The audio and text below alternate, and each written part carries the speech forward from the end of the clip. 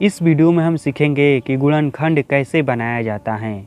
इसको बनाने का सबसे आसान तरीका कौन सा है। यदि आप गुणनखंड के बारे में कुछ भी नहीं जानते हैं तो भी कोई बात नहीं, इस वीडियो को सिर्फ और सिर्फ अंत तक और ध्यान से देखिए और इस वीडियो के अंत में आप गुणनखंड बनाना अच्छे से जान जाएंगे, इतना का गारंटी है। तो चलिए अब इस वीडियो को शुरू करते हैं। तो देखिए, गुणनखंड का जब भी प्रश्न आता है वह इस तरह का आता है। उसमें एक्स स्क्वायर रहता है और एक पद में एक्स रहता है और तीसरा पद में कुछ भी नहीं रहता है, वो छोटा अंक रहता है। इस तरह से कोई भी अंक दे देगा। ठीक, गुणनखंड का जब भी सवाल आएगा वह इसी तरह से आएगा। और एक बात यहाँ पर याद रखिएगा कि गुणनखंड के सवाल में हो सकता है अंक को इधर उधर कर दे। जैसे कि मान लीजिए हो सकता है इस तरह से कर दे -12x plus x square plus 20 है तो यही, लेकिन इस तरह से यदि कर देगा तो उसको पहले हम सजाएंगे। और देखिए किस तरह से सजाएंगे। जिसमें एक्स स्क्वायर लगा रहेगा ना उसको हम सबसे पहले लिखेंगे। क्या करेंगे? जिसमें एक्स स्क्वायर लगा रहेगा उसको हम सबसे पहले लिखेंगे। तो एक्स स्क्वायर को सबसे पहले लिखेंगे। उसके बाद जिस पद में एक्स रहेगा ना, जिस अंक में एक्स रहेगा उसको लिखेंगे। तो यहाँ पर है एक्स तो -2x लिखेंगे और प्लस 20। इस तरह से इसको सजाया जाता है। तो सजा कर देगा तो बहुत अच्छी बात है, ठीक है। यदि सजा कर नहीं देगा, आपको अंक इधर उधर कर देगा, तो आप इस तरह से पहले सजा लीजिएगा। ठीक, देखिए जो गुणनखंड है ना वह 3 स्टेप में बनाया जाता है। जी हाँ, गुणनखंड को 3 स्टेप में हम बनाएंगे और 3 स्टेप में इसका आंसर आ जाएगा। तो जो सबसे पहला स्टेप है उसमें जानते हैं क्या किया जाता है। उसमें एक्स स्क्वायर के साथ जो अंक रहता है उसको लिया जाता है। यहाँ पर रफ में समझिए या फिर यहीं पर समझिए। देखिए, एक्स स्क्वायर के साथ जो अंक रहता है उसको लिया जाता है। तो एक्स स्क्वायर के साथ कौन सा अंक है? देखिए यहाँ पर कोई भी अंक नहीं है। ठीक, इसके साथ गुणा में कोई भी अंक नहीं है तो हम मान लेते हैं कि एक है। एक मान लेने से तो मान उतना ही रहेगा, बढ़ेगा नहीं। तो हम मान लेते हैं कि इसके साथ कौन सा अंक है? एक है। ठीक, और उसको गुणा करते हैं इसके लास्ट वाले अंक से। इसमें लास्ट वाला कौन सा अंक है? यह देखिए 20 है यहाँ पर। तो इससे हम गुणा करते हैं तो कितना आया? 20 आया। यहाँ तक क्लियर हो गया। सबसे पहले हम क्या करेंगे, एक्स स्क्वायर में जो अंक रहेगा उससे और उसके लास्ट वाले अंक से हम गुणा करेंगे। यहाँ तक क्लियर हो गया। अब देखिए क्या करना है।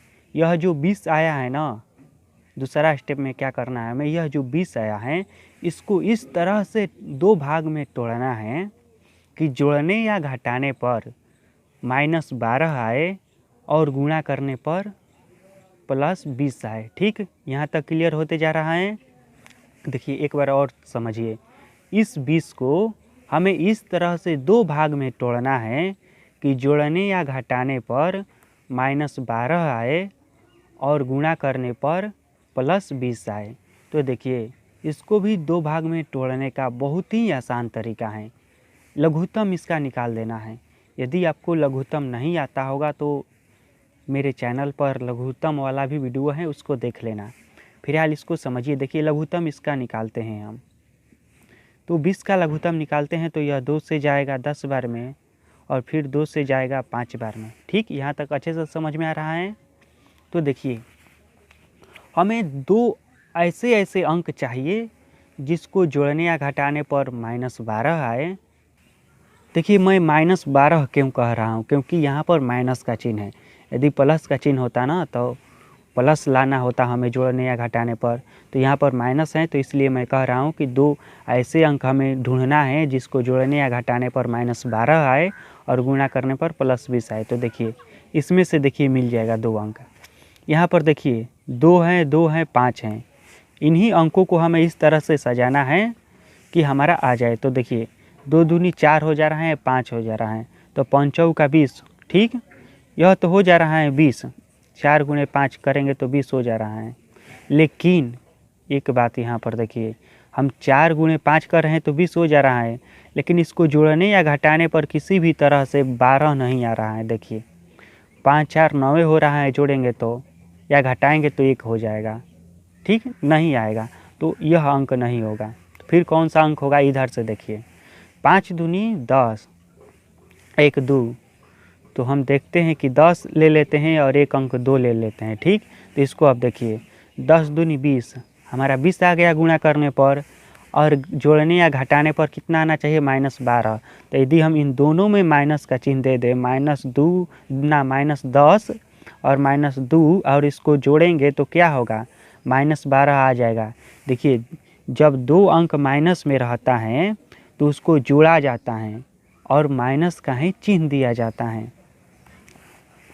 ठीक, देखिए जब माइनस माइनस रहता है ना, तो इसको याद कर लीजिए, जोड़ा जाता है और माइनस का ही चिन्ह दिया जाता है। तो यहाँ पर जोड़ेंगे 10 और यहाँ पर 2 तो 12 हो जाएगा, और माइनस का चिन्ह देंगे क्योंकि दोनों में माइनस है। यहाँ तक क्लियर हो गया। अब समझिए, हमें वो 2 अंक भी मिल गया जो चाहिए था। एक मिला क्या, 10 मिला, और एक मिला 2। इस तरह से आप भी लघुत्तम देकर निकाल लीजिएगा, बहुत ही आसान है। तो चलिए अब बराबर का चिन्ह दे देते हैं, और जो है पहला अंक उसको उसी तरह लिख देते हैं, x² माइनस एक आया था हमारा क्या, 10 आया था, तो 10x, यह x है ना, तो इसके साथ में हम x लिखेंगे। ठीक, और -2x। यहाँ तक क्लियर होते गया। अब देखिए यह जो है ना लास्ट वाला अंक, उसको ज्यों का त्यों हमें लिख देना है, +20। यहाँ तक क्लियर हो गया। अब समझिए, देखिए अभी तक हमने इसमें कोई चेंज नहीं किए हैं, कोई बदलाव नहीं किए हैं। इसको यदि सजाकर करेंगे ना, गुणा करेंगे या जोड़ करेंगे तो इतना आ जाएगा। देखिए कैसे आएगा, मैं अभी आपको दिखा रहा हूँ। देखिए यहाँ पर x² है तो यहाँ पर भी x² है। ठीक, और यहाँ पर देखिए 10x हैं और यहाँ पर 2x हैं, माइनस माइनस हैं तो जोड़ेंगे और माइनस का चिन्ह देंगे। तो यहाँ पर क्या आ जाएगा, 10 2 12, 12 x आ गया ना हमारा, और यहाँ पर 20 हैं तो 20 हैं ही। ठीक, यहाँ तक क्लियर हो गया। अब देखिए तीसरा स्टेप में क्या करना है। तीसरा स्टेप में क्या करना है कि इनमें कॉमन लेना है और 2 का जोड़ा लगाना है। तो इसका जोड़ा हम इसके साथ लगाएंगे और इसका जोड़ा हम इसके साथ लगाएंगे। यहाँ तक क्लियर हो गया आपको, 2 का जोड़ा लगाना है। ठीक, यह एक साथ और यह एक साथ। अब हम कॉमन लेंगे, तो यहाँ पर कॉमन लेते हैं। देखिए इन दोनों का हमने जोड़ा लगा दिया, तो इन दोनों में देखिए क्या कॉमन आपको दिखाई दे रहा है। इन दोनों में देखिए ध्यान से, देखिए इसमें भी x हैं और इसमें भी x हैं। कॉमन कहने का मतलब जो दोनों में हो, तो इन दोनों में क्या है, x हैं, तो हम x को बाहर निकाल लेते हैं। अब यहाँ पर देखिए 2 x हैं और 1 x को हम बाहर निकाल दिए तो कितना है, x बचा, 1 x बचा। ठीक, बीच में माइनस का चिन्ह है तो हम माइनस का चिन्ह देंगे, और यहाँ पर से x हमने निकाल दिया तो क्या बचा, अब छूटा 10 बचा। समझ में आ रहा है आपको अच्छे से। अब देखिए यहाँ पर हैं यह 2x और यहाँ पर हैं 20, इन दोनों में बताइए क्या कॉमन है। तो इन दोनों में से हम 2 निकाल सकते हैं।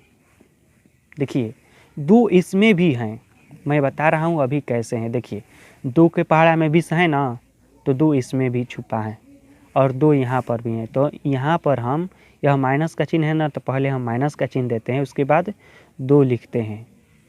अब देखिए यहाँ पर हमने 2 निकाल दिया तो क्या बचा, x बचा, और यहाँ पर देखिए प्लस का चिन्ह है ना, तो यदि एक नियम याद रखिएगा, कोष्ठ के पहले माइनस का चिन्ह रहता है ना, तो अंदर वाला चिन्ह बदल जाता है। तो हम यहाँ पर माइनस लिखेंगे, प्लस है तो माइनस लिखेंगे। यदि यहाँ पर माइनस होता तो हम प्लस लिखते। ठीक, यह याद रखिएगा। अब देखिए 2 के पहाड़ा में कितने बार में 20 आता है, पढ़िए तो 2 के पहाड़ा पढ़ेंगे तो 10 बार में 20 आता है, तो यहाँ पर हम लिखेंगे 10। यहाँ तक क्लियर हो गया अच्छे से। अब देखिए यहाँ पर भी हमने कुछ नहीं किया है, इस अंक को भी गुणा कीजिएगा ना तो इतना आ जाएगा। देखिए मैं कर बता रहा हूँ, 2 में x से गुणा करेंगे तो 2x आ गया। ठीक, और फिर 2 में 10 से गुणा करेंगे तो 10 दूनी 20 आ गया, और माइनस माइनस का चिन्ह है तो प्लस हो जाएगा। गुणा में, गुणा का नियम है कि माइनस गुणे माइनस बराबर प्लस होता है। अब देखिए यहाँ तक तो हमने कर दिया। अब यहीं पर मालूम चल जाएगा कि हमारा गुणनखंड सही बना है या गलत बना है। तीसरा स्टेप में मालूम चल जाएगा। देखिए यहाँ पर जो आया है वहीं सेम टू सेम यदि यहाँ पर भी आ जाए तो समझ लीजिए कि गुणनखंड सही है। यदि यहाँ पर जो आया है वह यहाँ पर नहीं आए तो समझ लीजिए कि गुणनखंड गलत बना है। ठीक है, गुणनखंड सही बना है या गलत बना है, इसको पहचानने का सबसे आसान तरीका कौन सा है कि यहाँ वाला अंक और यहाँ वाला अंक यदि बराबर हैं तो समझिए कि गुणनखंड सही बना है। तो हम देखते हैं क्या कि यहाँ पर x माइनस 10 है और यहाँ पर भी x माइनस 10 है, तो इसका मतलब है कि हमारा गुणनखंड सही बना है। अब देखिए तीसरा स्टेप में क्या करना है, इसको और इसको एक साथ कर देना है, x माइनस 2 और इन दोनों के बदला में एगो लिख देना है। तो हम एगो लिख देंगे x माइनस 10, बीच में कोई भी चिन्ह नहीं देंगे, इसका मतलब है कि बीच में गुणा का चिन्ह है। और आप भी बीच में कोई भी चिन्ह मत दीजिएगा, सिर्फ इसको एक साथ सजा कर लिख दीजिएगा और यही हो गया हमारा आंसर। तो इसी तरह से गुणनखंड बनाया जाता है। अब देखिए आपको अच्छे से समझ में आ जाए इसके लिए मैंने एक और उदाहरण लिया है और उसको बनाकर दिखा रहे हैं। और यह देखिए पहले वाला आप अच्छे से समझ गए होंगे और यह देखिए यह कितना जल्दी बन जाएगा, इसमें उतना टाइम नहीं लगेगा। यह देखिए क्या है, यहाँ पर है 4x² और यहाँ पर है 11x और यहाँ पर है 20। इसको भी सजा कर दिया है, हमें सजाने की कोई ज़रूरत नहीं है। ठीक, अब जो सबसे पहला नियम है वह क्या करना है कि x² के साथ जो अंक हैं, जौन अंक हैं उसमें और जो लास्ट अंक है उसमें गुणा करना है। तो सबसे पहले हम क्या करेंगे, x² के साथ कौन सा अंक है, 4 हैं, तो हम 4 में और लास्ट में जो अंक हैं 20 हैं तो 20 में गुणा करेंगे। और गुणा करेंगे तो क्या आ रहा है, 20 चौके 80। क्लियर हो गया। अब देखिए यह 80 आया, अब हमें दूसरा स्टेप क्या करना है, इस 80 को हमें ऐसे दो भाग में तोड़ना है कि जोड़ने या घटाने पर +11 आए और गुणा करने पर 80 आए। ठीक है, तो इसको लाने का क्या तरीका है, तो लाने का जो तरीका है वह यह है कि इसका लघुत्तम निकाला जाता है। तो हम 80 का लघुत्तम निकालेंगे।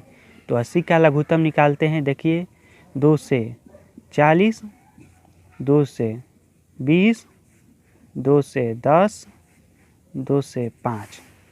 अब यहाँ पर देखिए 2 दूनी 4, दूनी 8, दूनी 16, एक अंक आया हमारा 16 और एक अंक है 5। देखिए आ रहा है, देखिए 16 5 80, गुणा करने पर 80 आ जा रहा है। अब जोड़ घटा कर देख लेते हैं कि क्या 11 आ रहा है। तो देखिए यदि हम 16 में से 5 घटा देते हैं तो कितना आता है, 11 आता है। तो जी हाँ, यही दो अंक हैं 16 और 5, जिसको जोड़ने या घटाने पर +11 आएगा और गुणा करने पर 80 आएगा। तो देखिए अब हमें क्या करना है, इन दोनों अंक को लिख देना है। यह अंक पहला जो है ज्यों का त्यों लिखना है, x² प्लस हम 16x लिखेंगे माइनस 5x लिखेंगे माइनस 20 लिखेंगे। ठीक, देखिए अब उसके बाद क्या करना है, इन दो का जोड़ा लगाना है इन दोनों को और इसमें जो कॉमन है वह लिखना है। तो इसमें और इसमें देखिए आपको क्या कॉमन दिखाई दे रहा है, कौन सा वो अंक दिखाई दे रहा है जो दोनों में है। तो इन दोनों में जानते हैं क्या कॉमन है, 4x कॉमन है। देखिए कैसे, 4 के पहाड़ा में 16 है ना, देखिए जिसके पहाड़ा में जो अंक रहता है ना तो उसमें वह कॉमन हो जाता है। जैसे मान लीजिए 2 हैं और 10 हैं। ठीक, यदि 2 के पहाड़ा में 10 है ना तो 2 10 में कॉमन हो सकता है। तो उसी तरह से देखिए यहाँ पर 4x हमने निकाल लिया तो क्या बचा, x बचा, क्योंकि यहाँ पर 2 x था ना और यहाँ पर प्लस का चिन्ह। और यहाँ पर देखिए 4x हमने निकाल लिया तो अब क्या बचा, यहाँ पर 4 के पहाड़ा में क बार में 16 आता है, तो 4 चौके 16, 4 बार में 16 आता है, तो यहाँ पर 4 बचा। ठीक, समझ में आ रहा है। इस तरह से भी देख लीजिए, गुणा करेंगे तो उतना ही आ जाएगा, 4 चौके 16, x आ जा रहा है ना। और यहाँ पर देखिए माइनस, और इन दोनों में अब देखिए क्या कॉमन है, इन दोनों में भी 5 कॉमन है। खाल सही क्या है, छूटा 5 कॉमन है, तो यहाँ पर हम 5 लिखेंगे और यहाँ पर हो गया x। अब देखिए मैंने आपसे कहा था ना, यदि कोष्ठ के पहले माइनस का चिन्ह रहता है तो हमें अंदर वाला चिन्ह बदलना पड़ता है। तो यहाँ पर माइनस था तो इसको हम प्लस करेंगे। ठीक, अब देखिए 5 के पहाड़ा में कई बार में 20 हैं, 5 के 20, 4 बार में 20 हैं, तो हम यहाँ पर 4 लिखेंगे।